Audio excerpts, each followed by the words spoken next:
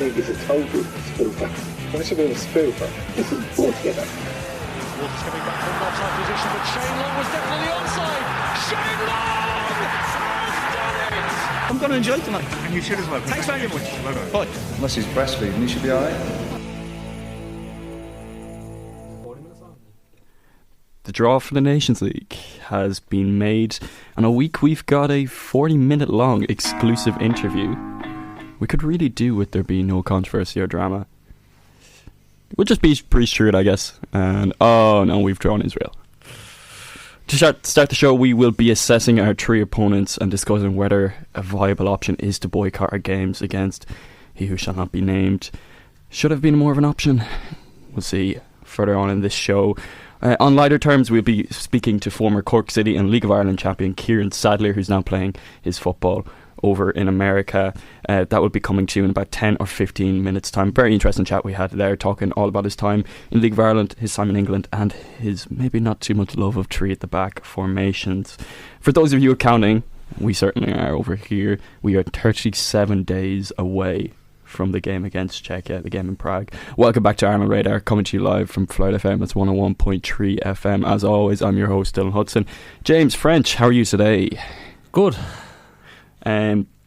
We don't have much time. We're very tight for time today, and apologise that we really should give more section to this subject, the Ireland versus Israel, but we're against it. We're going to try and give our thoughts as much as we can in 10 minutes, but James, very quickly, can you give us your quickest 30-second beg? So we are obviously you can watch the show on YouTube, and you can listen on Spotify. So on YouTube, if you could like and subscribe if you think what we're doing is half decent or even anyway decent. I'd say very decent, to be honest. Yeah, but I'll even take decent, just for like. And if you could rate the show on Spotify and give us a follow, that'd be brilliant help for us. Just to give us some. Give us some bit of praise for what we're doing, which is always nice. Nice pat on the head. We could do with it. Right, let's jump in. The elephant in the room, Ireland have drawn Israel in the Nations League group. In a group they will also be facing against Austria and Kosovo.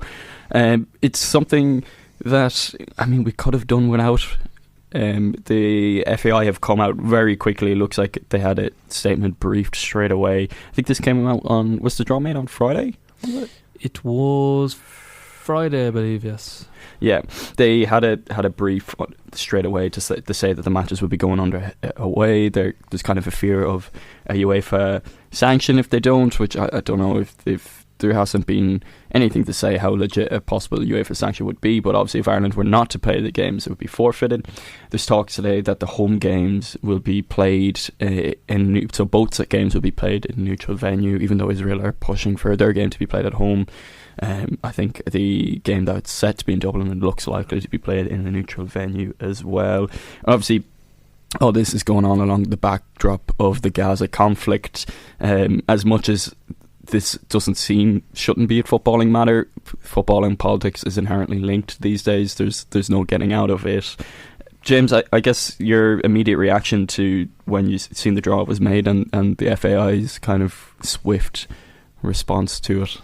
Yeah, I think we're obviously a football podcast and we're not political experts, but I think we do condemn what's going on in Gaza, and that even take away our own opinions. Like the UN has labelled it a genocide back in September last year, so that kind of speaks for itself. I think was it 4 of the 5 categories to be 4 to 5 categories, yeah. So yeah, I just think I know it was referenced in the wake of the draw, a few Irish journalists on Twitter were saying that they'd never seen so many journalists around an Irish football manager after a draw for any tournament or any Nations League, whatever. That's also another point, that it wasn't Dave Carell or it wasn't anyone in the FAI left making they left quite quickly after the draw. They left quite quickly. They stuck around for the 2024 draw, but they were quick to get out of this one, and they've left poor Hamer Hallgrimsson to deal with it, which is a situation I don't believe he should have been put in. And of course, Hamer Hallgrimsson, someone who spoke openly out against the conflict. It's not enough time to get into this because maybe not the important bits of it, but his contract's still up in the air, and I wonder if an FAI response like this is maybe not ideal for him. He's not been put in a good position, but yeah, it's a tricky one. Even the way they how quickly the statement came after. I know there's David Snyder's reporting in the 42 that like the FA are going to face opposition from its own members after they insisted like that they will fulfil the fixtures. Like that, I think he said there could even be like a extraordinary general meeting called just to like have a motion on a vote to boycott the games. Yeah. And I think, I don't know, it was David Crowder, whoever typed up or whoever's kind of those 3 or 4 at the very top of the FAI. I don't think it's like a fair thing to make that decision on behalf of the whole football association.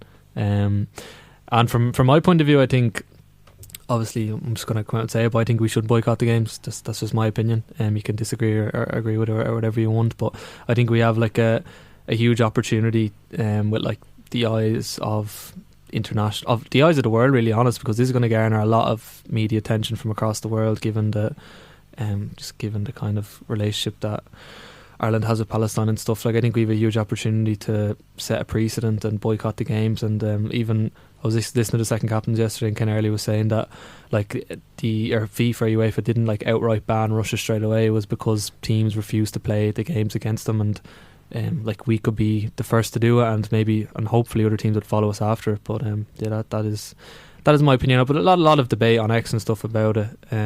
It's a difficult situation. I cannot stress enough how much I'd love to not have only 10 minutes to talk about this today, because it's doing a complete disservice, because I don't think it's as easy as a conversation as just boycott it. You have to see the side of where the FAI is coming from too. Not that I agree with what is happened, because obviously for them, they're trying to curry favour with UEFA. They're in a situation where the FAI is kind of in a bit of a nuclear winter at the moment. I think it's extremely unlikely that they'd face sanctions if they were to forfeit this game that would impact a possible Euro 2028. But if we boycott it, maybe Kosovo and Austria follow, maybe other countries. I'd find it unlikely that Kosovo and Austria are, but I don't think you should be making a decision depending. But if you look at Norway, like, we're quite adamant that they didn't want to play the games. They obviously did eventually, and then they donated the money raised from the games to, I think it's something like a charity in Gaza or something like that. Like, I just hope we do something. I hope we don't just play the games and let that be it. I just don't think that's morally right. I think there'll be some sort of gesture, but whether it'll be enough, I think, is going to be a different kind of question.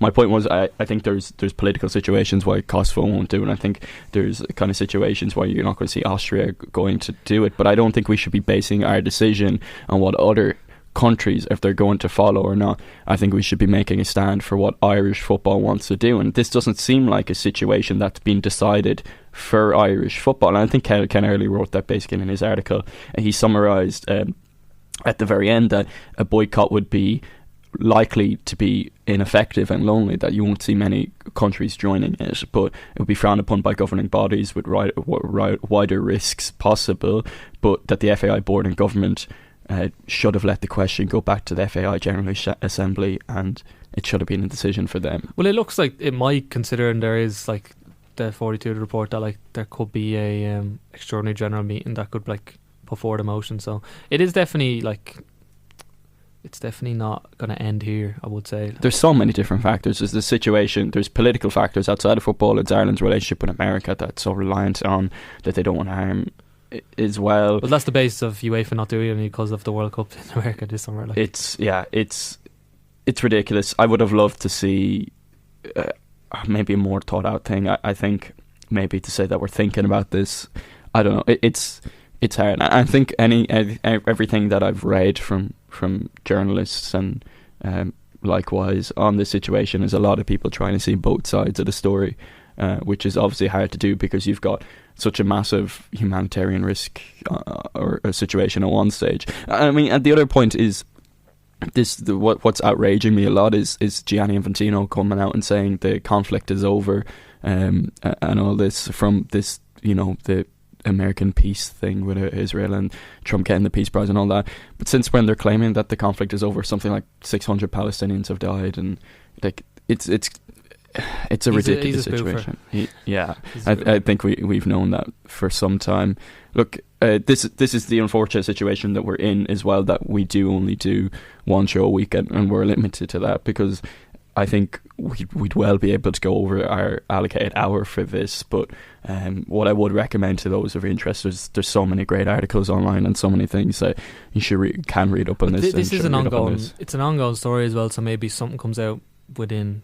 I think we're going to probably going to be touching back on this. 100%. It's definitely not going to end here, I don't think. And hopefully we get to a satisfactory resolution, because this is far from a satisfactory resolution. You know, we're all in Irish footballing circles. I don't think I've seen anyone too happy about this at all. Unlike some accounts online who've received a bit of stick for doing so, and I would say rightfully so. But your football nationally was a representation of like the people of the country as well. Like, I think that's. I don't think a decision's been made based on Irish football here or the people in the country. And I think that's what the crying shame is. I think we've made a decision based on other people and other countries. And like, whether you like or not, people associate your national team with your country and as a representation of your country. And I don't think a lot of Irish people will be happy with how the FAI have dealt with this and kind of the way that they're going about it. Which I think we might leave it at that, will we? Yeah. We're going to move on to a lighter note. We were delighted to be joined by Kieran Sadlier. Kieran Sadlier is now playing his football at Sporting Jax in America. He tells us all about his move to Florida. He tells us all about his time in Cork and, of course, his time in England as well. We're going to throw over to that for now. Undoubtedly an awkward one for the FAI, but they've never been exactly a beacon of ethics and principles. Show a real bit of balls and refuse to play Israel. They should stand up, in my view, for the Palestinian state, the Palestinian people, and the Palestinian football. Israel has at least 6 teams playing on ground and in stadiums that were previously the land of the Palestinian state. UEFA would be within their rights to penalise the Israeli Football Association and the Israeli clubs. I mean, they eventually, under pressure from a lot of people, they stood up against Russia because of the war in Ukraine. Belatedly, it must be said.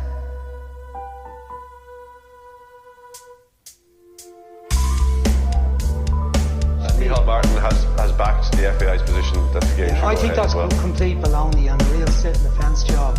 And I think this whole situation in Palestine and Israel has been far too serious for people to just say, oh, well, you must separate sport and politics.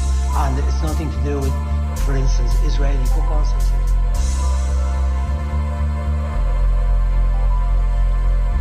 I think UEFA could back the FAI if they were strong enough on it.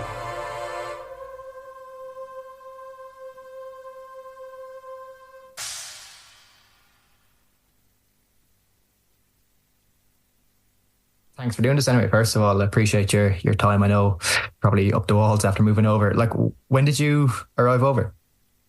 I came over. When did I come over? The 20th or 21st of January.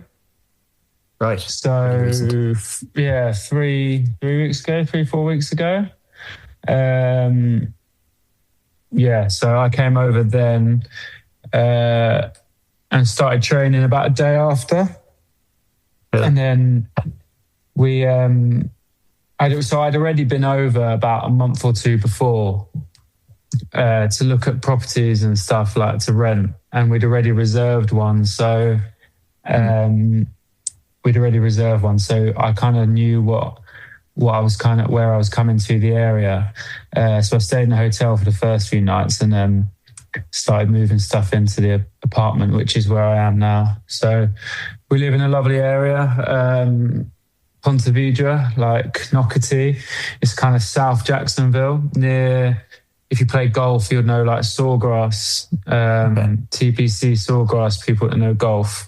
That's literally just down the road. St. Augustine. Are you playing much? I haven't got out yet. I haven't brought my clubs with me, so I was literally just saying to my dad last night that I need to buy some clubs because a lot of the boys in the team play. So we're going to go play at some amazing courses. So, and you got the weather every day pretty much. It's a bit windy today, but pretty much every day is sunny, hot. So I'm going to start playing again. I'm a fair weather golfer though, so this is perfect for me. Ideal. How did the move come about in the first place? So I finished my season. We lost in the playoffs with Wickham against Charlton back in May, and I finished that, had my break, and my plan was to kind of stay in England.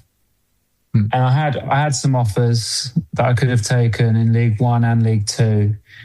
And I ended up going to a couple clubs in League One and kind of proving my fitness, was offered a contract. And I just kind of I don't know what it was. I kind of just had my values just changed. I turned 31 in September. So I was I'd always said from a young age that unless I was playing in the Premier League and at the top level, unless I was playing that level, I would want to spend my 30s kind of playing abroad. And experiencing different things, different cultures, different countries, different people. And I'd always wanted to do that. And I'd always wanted to live in America. I always go on holiday to America, to different parts. And I've been to Florida a few times. I'd always wanted to live and experience living in America. So I started speaking to a couple of people. Someone mentioned the USL to me, and from then I just did loads of research, spoke to loads of people, and there's actually more people than you think have either played here, coached here, or lived here. That I knew, and I spoke to so many people, and I decided to go and see what the USL teams would think if I kind of put myself forward. So I had an agent, a guy who was based over here, who worked on behalf of my agent back home, and basically just went to a couple clubs, and Sporting Jacksonville was the one that I liked and the one that wanted to do something straight away. And it took a while because we're a brand new club. We've obviously it's obviously based here in Jacksonville, but there's a lot of British people involved. So my manager's British, the goalie coach is British, the sporting director, Mark Warburton, British. A couple of players moved over as well, didn't they? Harvey Neville. Yeah, Harvey's here. He's obviously British. We've got 3, 4, 5 other, maybe 5 of us or 6 of us British lads playing in the team. And the president is British as well. So, and even the women's team, the women's manager's British. There's just loads of British people here. So kind of you feel more like you know more people, you've got more people in common. And it's really good. We've got some really good young players from America and South America and all over really. And we're just building a new team, a brand new team. It's something really unique and something I've never done before. And it's a privilege to kind of be involved in that. And I think we've got an academy of 9,000 kids, boys and girls. So I've been getting involved in that as well and doing some coaching. And that's my plan. But for me, at 31, I wanted to start thinking about what's after football. I think a lot of lads my age, maybe start thinking at late 20s, what happens next when football stops? Where do I go? Because all you've ever known is football. So a lot of them think it's going to last forever. And you do get that realization when those contracts start to get a little bit lower, injuries start to kick in. You're where do we go from here? Do I want to do this all again? So I thought one eye beyond that. Coaching over here is huge. They pay huge. You can do really well as a coach here. The level we played Columbus Crew yesterday, MLS team, and they were like, very good, really, really good. There's some really talented players out here, and I think this country is going to grow. MLS and USL, I think, is going to grow massively, and I think it is the fastest growing sport over here at the moment. Is coaching something? Sorry, Kieran. Is coaching something you always kind of had one eye on, or thought you might get into eventually?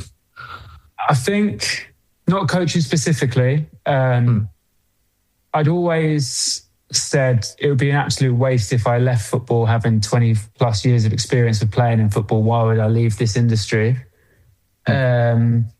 So I always kind of thought I want to be on the kind of, not scouting, but kind of like identifying players and working with players. But I thought, you know what? I'm moving country. I'm going out of my comfort zone completely. And sometimes you have to do that to go further.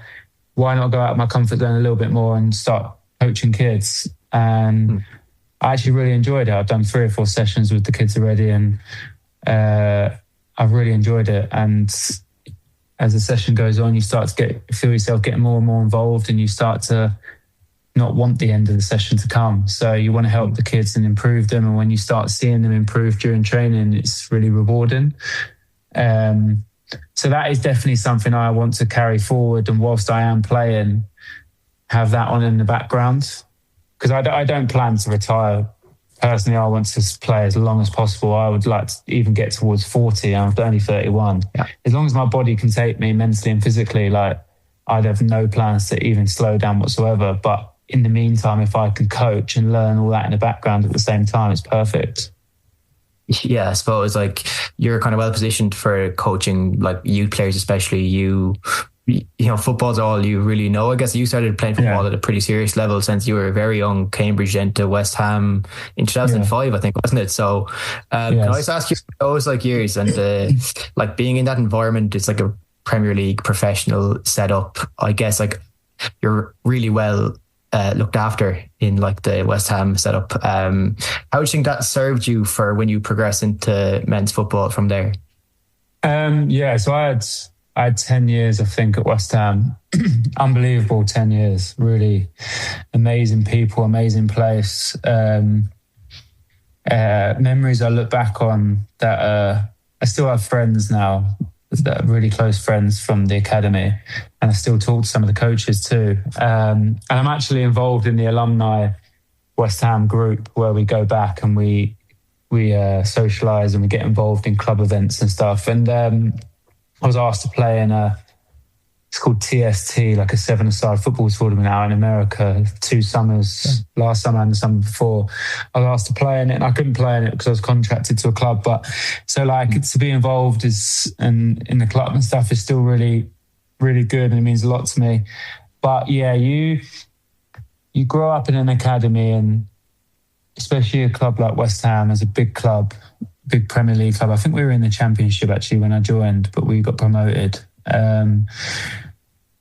And it's such a well-renowned club for bringing through youth players in London and around the world. But you just kind of get taught loads of things, really. Like the only issue with academies is you're kind of like, you think that you're going for the Premier League.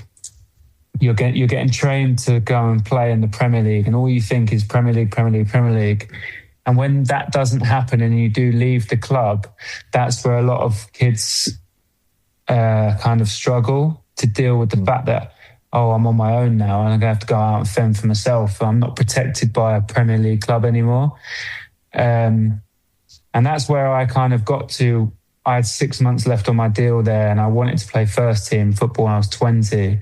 And I decided to mutually agree to cut my contract by 6 months and go and play first team football in Scotland. And then as it transpires, I then went to Ireland, and that's when I really got my first team football experience. But it prepared me for all of that with the people I had around me and lived in digs and the coaches and stuff. And I would say probably 8 of my 10 years there were unbelievable, but the last 2 years with certain individuals who took over in the academy, it just went downhill. I think it's well documented. I don't want to name names. It's well documented that, like, from a lot of people, that the wrong people were employed, and which have now long gone. And the academy suffered from that a bit. People that just were there for their own gain, really, and it just didn't work out. But before that, with the original people, amazing people, like really, really good people and proper football people. And I think that's missed in the game today, proper football people. So yeah, an amazing place to learn football for sure. Yeah, I suppose even with like Sam as the manager at the time, you're probably unlikely to get in terms of young players getting chances, or even like technical players like yourself. Do you know what? I trained with them quite a lot, with Sam Allardyce.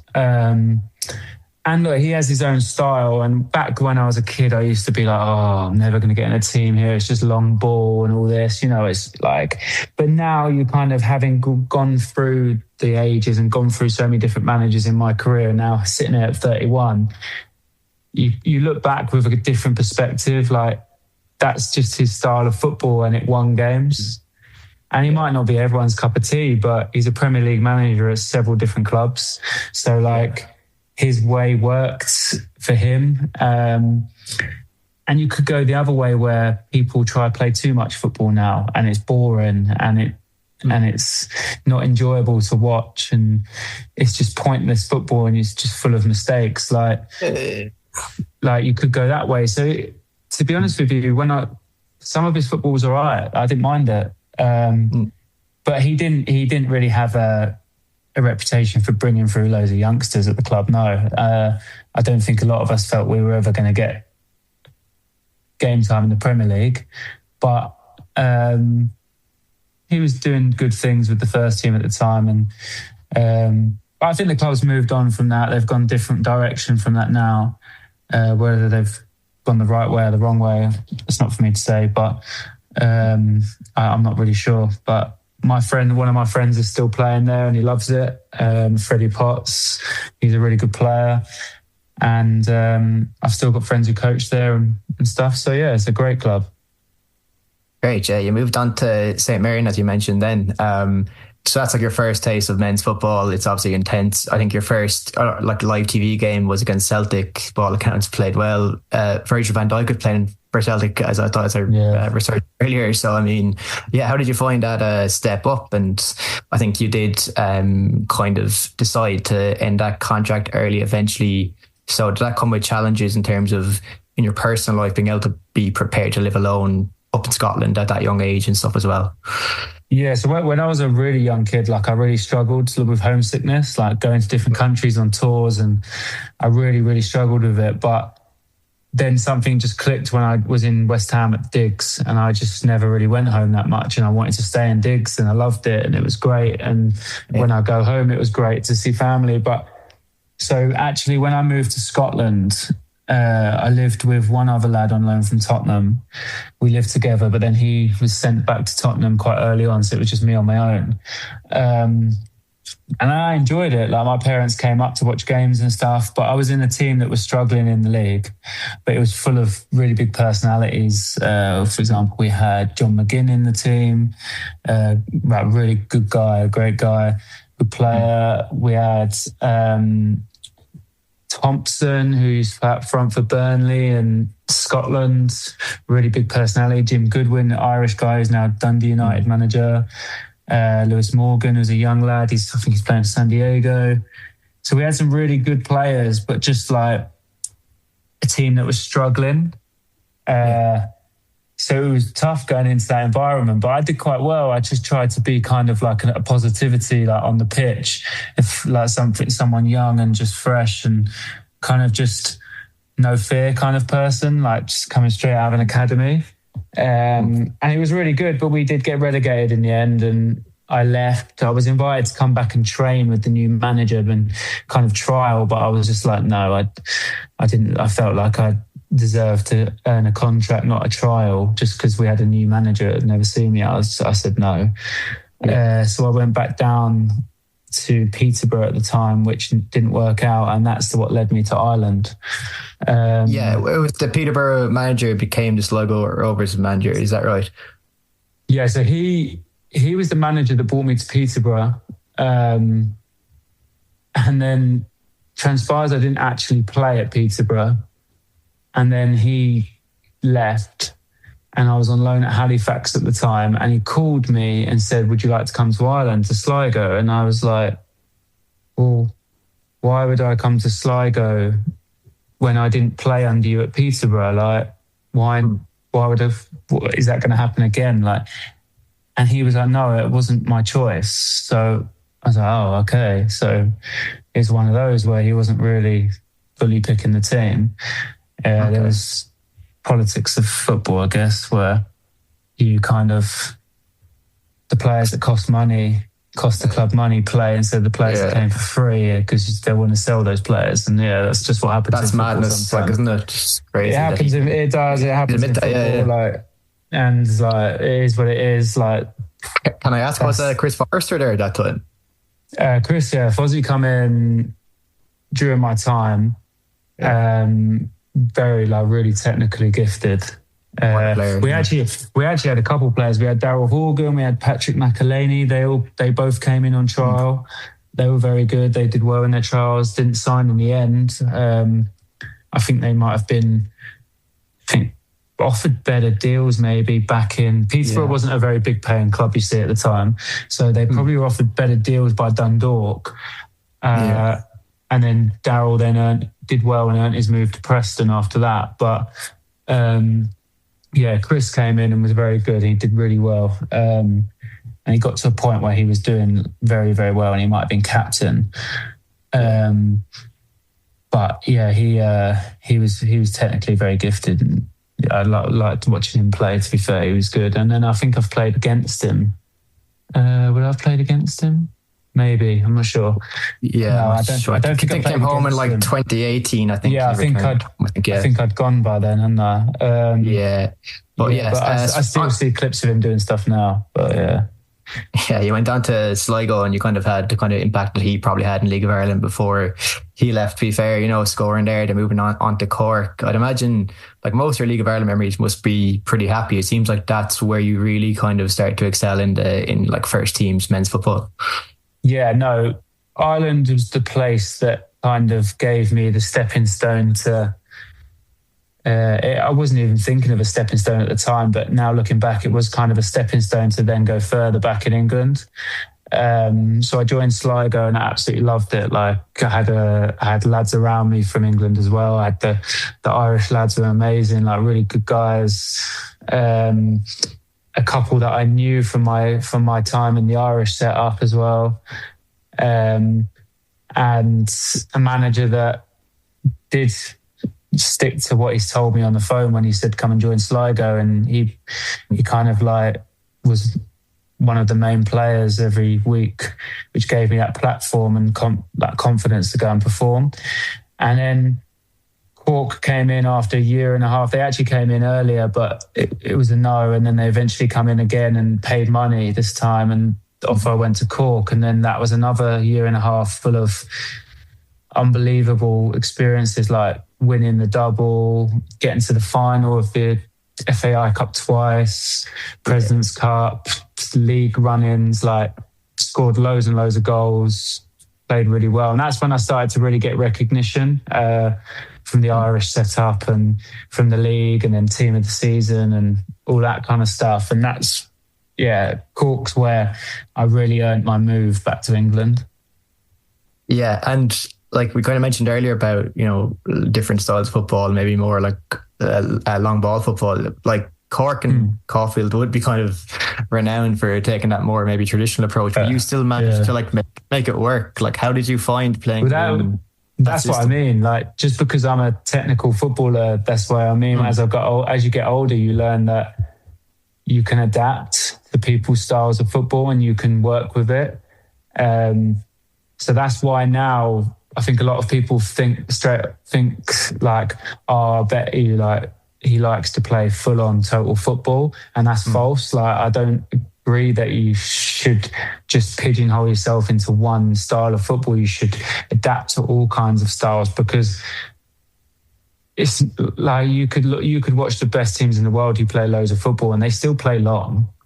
It's still a pass to play long, but it's just not hoofing it off the pitch every 2 seconds. That's not what you want. But do you know what I mean? So like John was great. He was challenging at times, like to deal with, like as a manager, because he expected a lot of you, and he had his ways of like stuff. Like he's just mad, but he's great. Like John's great. He's have any stories in particular? Do any examples come to mind? Me and him actually had like a argument against Shamrock Rovers in the changing room away at Shamrock Rovers, and we actually pushed each other because but like, for example, I've got a story. So he got like the best out of me. He was one of the managers that really got the best out of me, and like I had an amazing time there, and I thank him for a lot of that. But he pulled me in. It was in my second season in Cork. I was doing really well, and Roy Keane and a couple others, whoever the manager was, came to watch me a couple of times, and I ended up being in the preliminary squad for Ireland. And so he pulled me into his office, and he was like, he said, sit down. So I was like, okay. And he was like, I think I'm just going to send you home back to England. And I went, what? I was like, scored loads of goals, like, I'm doing really well.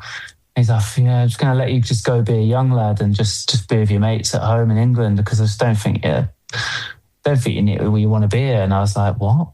I was so confused. Like, but what do you want to? What are you talking about? What are you bringing me in here to tell me about a few tactics for the game tomorrow or whatever? Yeah. Anyway, and I was like, no, I want to play tomorrow. We've got Longford in the cup, in the FAI Cup. I want to play. Like, I've scored in the last round. I want to still score in this round and do well. And he's like, yeah, you're starting tomorrow. And I went, what? What are you talking? Like, what are you talking about? Like, and he goes, yeah, starting tomorrow. There you go on, off you go. I was like, so I just went back in the change room and said to the lads, what the fuck was that? Like, what was that meeting I just had there? And they was laughing. We just used to just laugh, like, well, it's John and that. Like, and then I scored a hat trick the next day on live on TV, and then got man of the match. And it was funny. Was that a cup semi-final?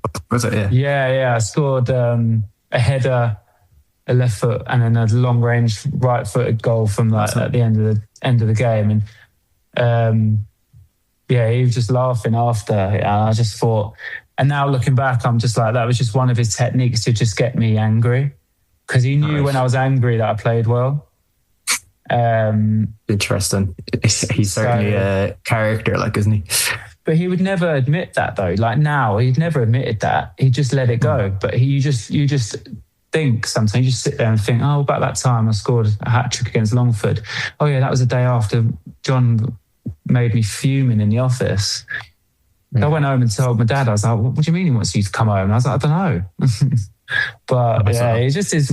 But that's what I mean. Is, I guess it's good man management is different, isn't it? Like he saw something in me, and when I was angry, and I play better. So it clearly worked, and it kind of allowed you to head home and be one of your lads with all your English friends again. Which is back home. I showed no signs of wanting to go home whatsoever. I was fully committed to being in Cork. Like, I loved it there. But yeah, the next couple of years after that, anyway, when you did get back, League One, Championship, like you're kind of in, as you mentioned, like you're in like Ireland preliminary squads. Yeah, then I think McCarthy after that. Yeah, I went to Doncaster halfway through the year. Struggled a little bit with like fitness wise, because I'd just done like a whole year at Cork, and then I had to go and do half a year at Doncaster. I think a lot of Irish lads have that. When they finish the Irish season, they come straight over to England and they're straight into it. And we actually ended up prolonging our season because we went into the playoffs and we lost against Charlton. But as the season came to an end, I started to find my feet at Doncaster and do well. And then I went into the next season. We actually had a new manager. And that's when I had my best season at Doncaster. And that's when I started to get more recognition from Ireland. I think I was in a preliminary squad and stuff like that. And then just as I had my best season in England and was speaking to quite a few big clubs in the Championship, COVID hit. And it kind of just ruined my chances of getting a good move to the Championship because, as you remember, it was all like no one even knew if football was going to return and all that crap. So like kind of ruined that a little bit. But then I did get a move to the Championship in the end. It was to Rotherham, who'd just come up.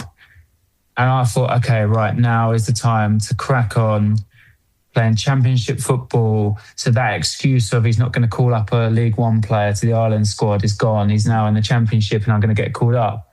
And then about 5, 6, I can't remember how many games in, I got an injury that kept me out for 6 months. And I was just like, and that just ruined all the chances I had of getting called up.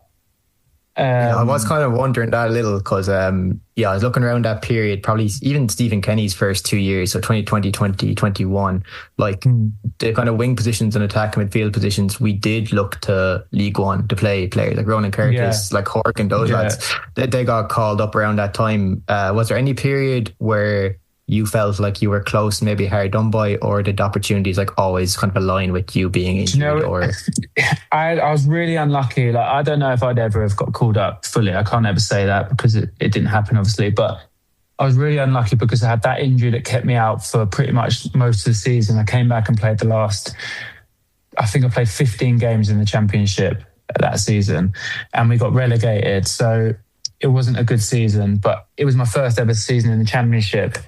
And then what happened is when I did come back from that injury for those last few games, the formation had gone from 4-3-3 to this 3 at the back stuff. And as a winger who just plays left or right, mainly left, sometimes plays 10, there was just no position. So I end up playing wing back. And if you ask every winger in the world, do they want to play wing back? The answer is going to be no. They don't want to play wing back. It's not a winger's position. It's a fullback's position, but even they don't want to play there because it's just up, down, up, down. It's not a winger for me is somebody who moves around all over the place and is the creative player. Like that's what I've always grown up used to.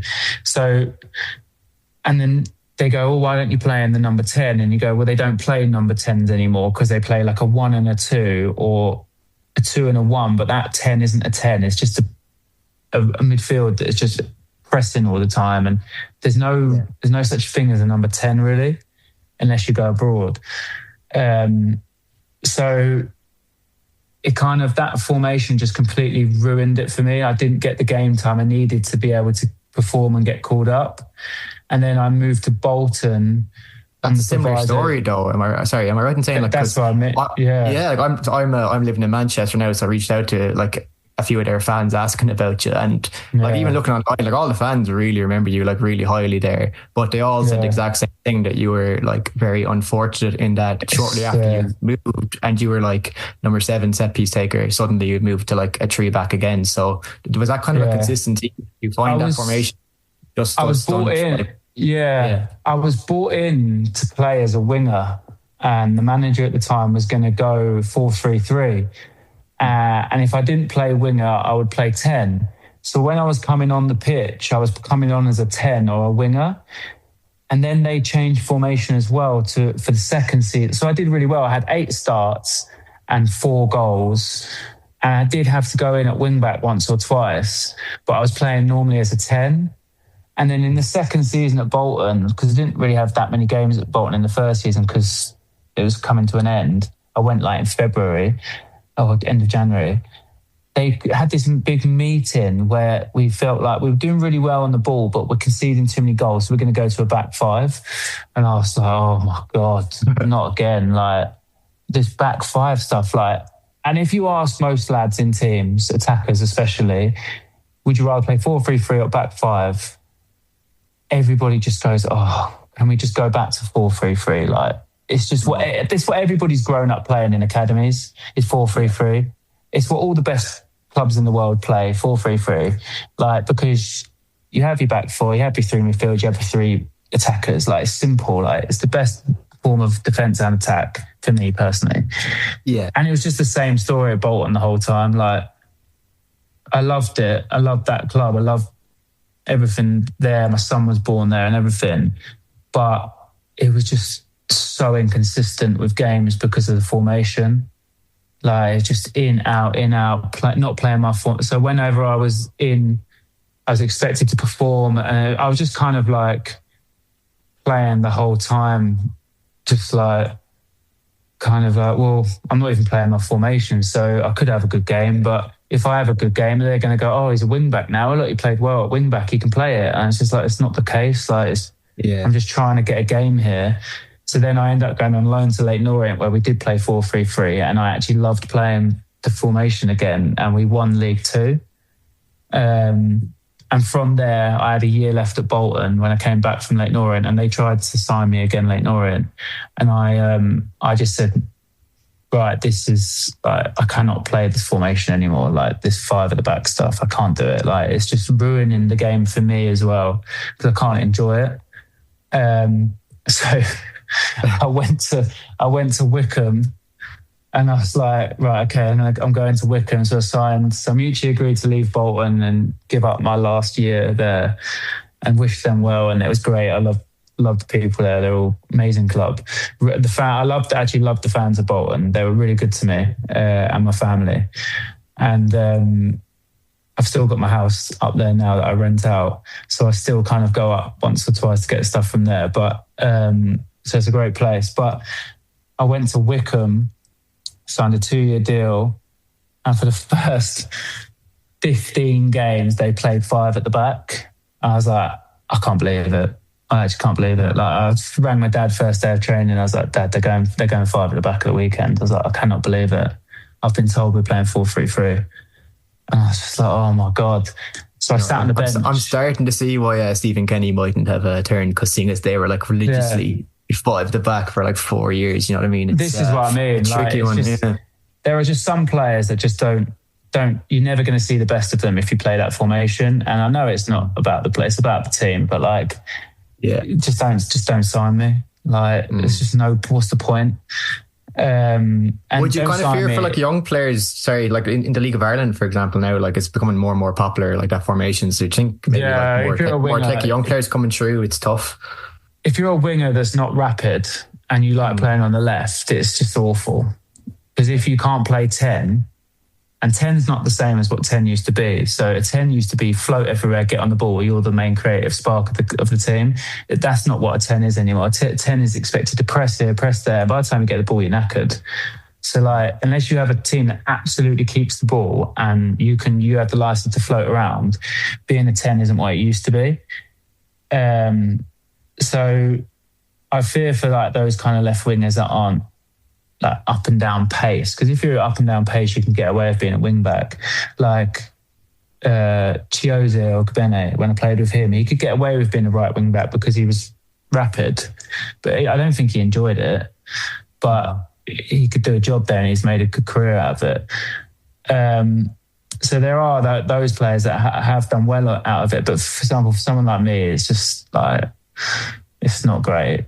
And so the first 15 games I sat on the bench at Wickham, and I remember my first game, he's like, oh, can you do me a favour? Can you go right wing back? And I was like, oh God, yeah, of course I will. Obviously I'll say yes, and I will do it, like 100%, because I want to play.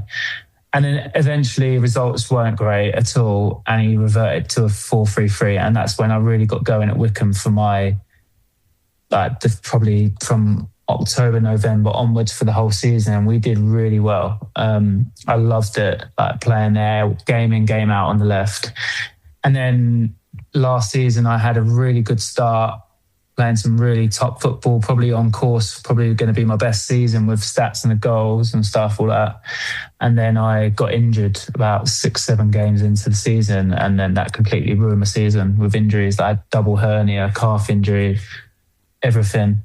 And new manager came in, and then just the club just went like, we went from being at the top of the league, and then the new manager came in, and we just like, it just didn't work out. And then that's why I left. Sporting Jax please tell me Sporting Jax have assured you of a 4-3-3 formation. Yeah, no, 4-3-3. Yeah, that's what we've been playing. All the way. We only. Sorry, Kieran. Go on. Yeah, we only have about 2 minutes left on the clock here. It's just quickly, really, thanks for your time. That you are over in Florida now. I know, through the years, you've had a bit of interest in fashion and modelling, things like that. Do you have anything like that on the horizon that you have a bit of an interest in doing while over in? No, I would do, yeah, but I haven't. I did something in London ages ago, yeah. No, I would do, but I don't. I'm not really big on social media, so I don't go and put myself out there. Really, I'm just quite relaxed. So, if anything come around, then they'd probably have to contact me. But I don't ever. Yeah, I just can't. Since I've had a child, I've just kind of love spending time with him. And out here in Florida, you just don't really sit indoors much. You go out quite a lot. So, yeah. But apart from that, no. All I'm doing really is coaching, playing. Family fly out here tomorrow to move in. So I'm going to be pretty busy with them and probably at water parks with my son around here. Lovely. But even one thing I won't get used to is when I wake up in the morning and it's 9 o'clock and I've already missed the lunchtime kickoff, because we're 5 hours behind. That's something I don't know if I'll get used to, but it's amazing out here. I'm enjoying it and I'm enjoying my football. We've got good people here and it's a great country to come and live in. And yeah, I'm really enjoying it. Sound well. Thanks very much for your time. I see on this Zoom meeting we have 30 seconds left. But yeah, thanks very much and wish you all the very best with it. Thank you. I appreciate it, mate. I think, listen, the issue in regarding taking the knee, some people seen it as you're supporting a Marxist organisation.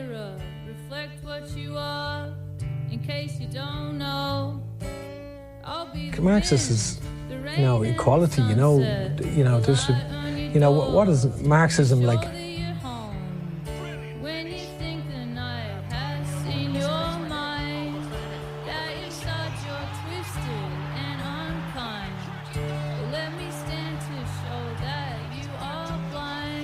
Does Capital, for example, it's not Mein Kampf, is it? Do you know what I mean? It's not Mein Kampf. Do you know what I mean? It's not whether you believe or don't believe in it's not McCarthyism,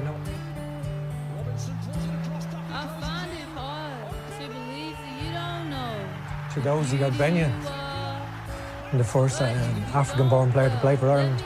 Very proud moment for a lot of people.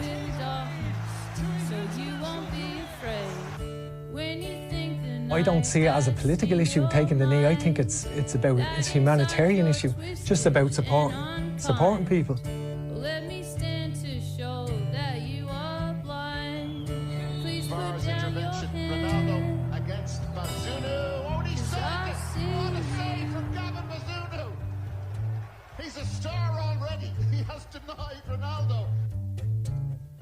And we want the Irish team to make the Irish public proud, and we have to do that with our performances and our results. We have to do that, but it must be reflective of it's a new multicultural Ireland and a new team that represents all facets of society. And that's the thing about football. It represents, every strand of society.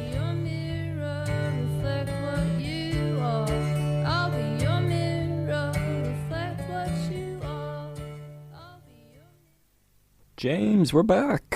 Thank you, Ronan, for conducting the interview, and thank you, Kieran, for joining our list of growing footballing interviews that I'm sure you'll hear more of, and you'll have to keep up to us live, Flood FM 101.3 FM from 2 to 3 every Tuesday to get more of that, or follow us on Spotify, YouTube, all the places you get your podcasts and stuff. I'm going to stop begging. James, tell us who you've got for Under the Radar this week. I have someone who has probably not went under the radar last couple of weeks, particularly on Irish X, but we're going to go with Jacob Devaney, who, after making his move from Manchester United to on loan to St Mirren, 4 starts from 4. Since that, 3 in the league, 1 in the cup, scored a cracker against Adrianis in the cup. He's been playing as kind of the deepest midfielder in a 3, alongside obviously Irishman Killian Phillips and Alex Gogic, who are kind of more aggressive, more box to box, and also playing in the deepest midfielder in a 3-5-2 system, which of course is akin to the Irish kind of system under Heimer.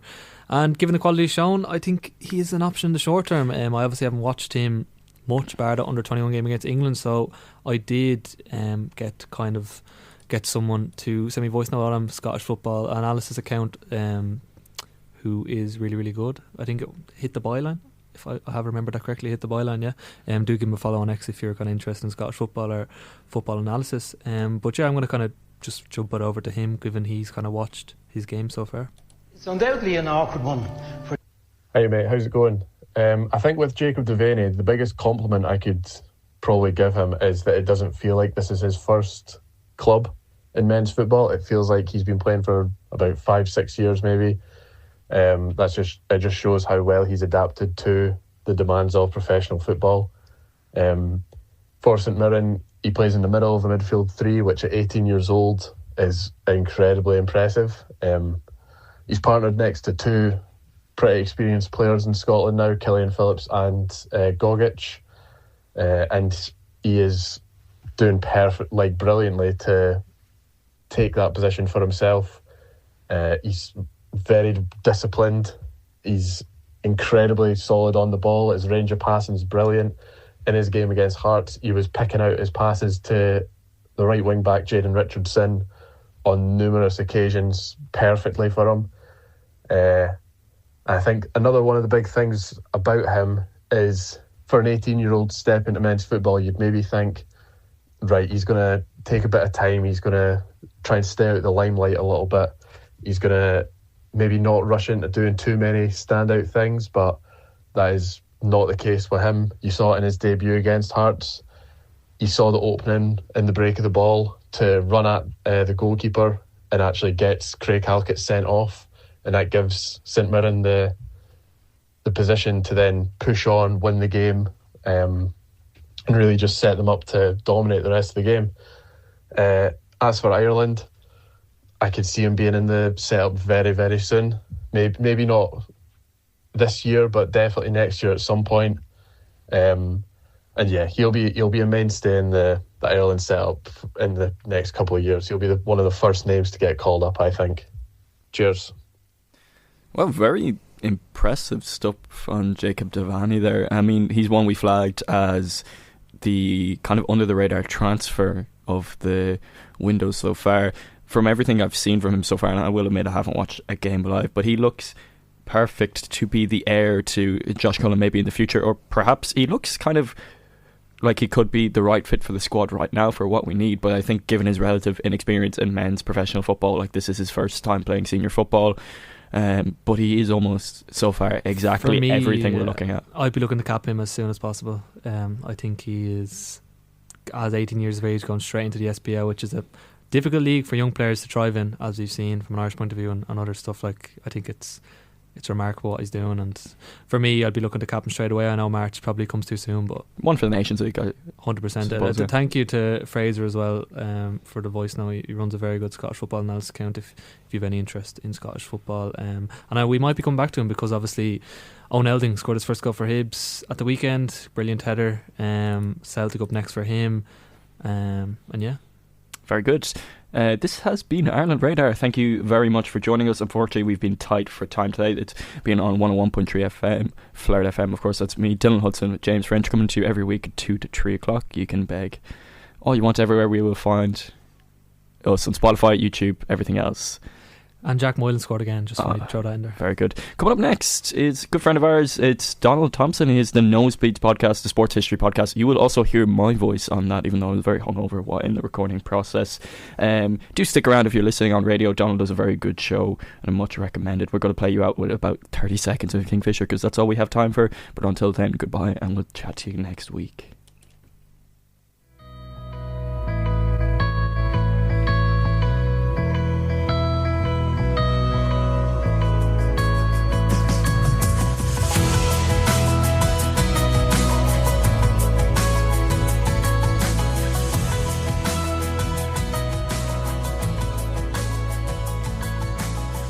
Sometimes they never come back. leaving all of your dreams upon the tracks. In a flash, you're gone.